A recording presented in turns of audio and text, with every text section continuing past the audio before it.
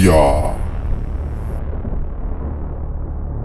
බලපන් ඔබ අපි ඉස්සර පන්තියක් කියලා ඒකත් කාලාවා.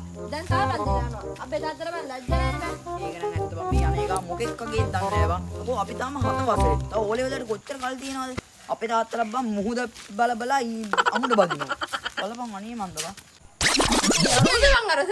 අනේ මන්ද බං ඒක ජීවැඩියාකාරයෙක් වගේ නේ යකෝ.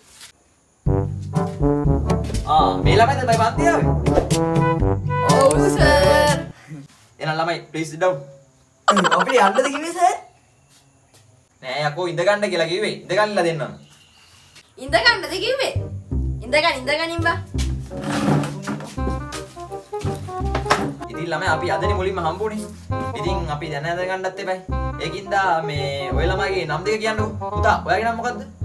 ඔන්න කොටන අදින බදින මුදියන්සේලාගේ ටික සිච්ච කුමාර. ඔය යකෝ තුගේ වාසක නැවේ නෑ. ඔය ළමයි නම කෙටියෙන් කියන්න බලන්න. MK සමතිපාල. උන්ගේ නන්න පෘතුගීසි කාලේවත් මෙහෙම නම් දැක්කේ නෑ. ඉතින් ළමයි මම අද මුලින්ම ඔයාලට කරන්න ඉන්නේ රචනා පාඩම. ඉතින් රචනා පාඩමට යන්න කලින් ඔය ළමයිගේ සාමාන්‍ය දැනුම මොන වගේ තැනක තියෙනවද කියලා මට දැනගන්න ඕන. ඒකින්ද අපි මුලින්ම ඔයාලගෙන් සාමාන්‍ය දැනුම ප්‍රශ්න ටිකක් අහලා බලමු. එහෙනම් මුලින්ම ඔය පුතා කියන්න බලන්න. මොකද්ද සර් කියන්න ඕනේ? පොඩ්ඩක් හිටපන් ප්‍රශ්න අහනකම්. තෝණක් කපන කොටන මුදියන් සියලාගෙම තමයි. කියපන් බලන්න කුකුලේ බිත්තරයක් දැම්මොත් කොහෙටද වැටෙන්නේ? බිමටනේ සර්.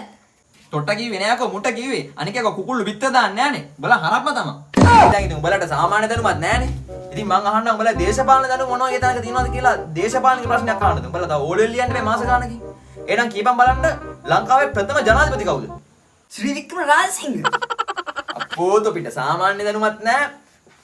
දේශපාලනික දැනුමක් නෑ. තොපෙන් විද්‍යාත්මක ප්‍රශ්නයක් අහන්නද මං? මේකටත් හරියට උත්තරයක් දීපන්. අයිසෙක් නිව්ටන්ගේ ඔළුවට වැටෙන්නේ මොකද්ද? කොකනට් ගෙඩියන්නද? කොකනට් පෙන්නන අතට.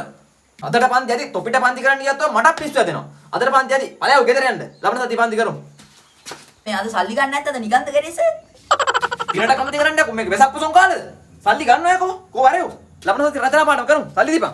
අර කන්න ප්‍රශ්න. ඒක අම්මා මුත්ත කාලේවත් අහන්නේ නැති ප්‍රශ්නේ බරු අහන්නේ. ඒකනේ බා. ඌ ඒ පිස්සගේ ලබන සතියේ පන්ති තියනවලු. මේ මම බං. ඒ අදත්තර පිස්සගේ පන්ති නේද බා? මේ මම දවස් රචනා පාඩම තියනවා කිය මම රචනාවක් ගැන මෙලෝදියක් දන්නේ නැහැ බං. පාවයි නේ යමන්. ළමයි අදත් පන්ති ආවද?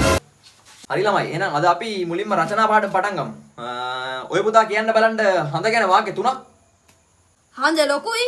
හඳ අපි උපග්‍රහයක්. හඳට ඉස්සරෝගේ නීල් ආම්ස්ටෝන්. very good පුතා. මං හිටියේ පුතා එන මෝඩයෙක් කියලා. එතකොට ඔය පුතා කියන්න බලන්න ඉර ගැන වාක්‍ය තුනක්. බෙදනවා සල්ලි හිරු බැලුවොත් සල්ලි තමයි හිරු මගේ පණ වගේ.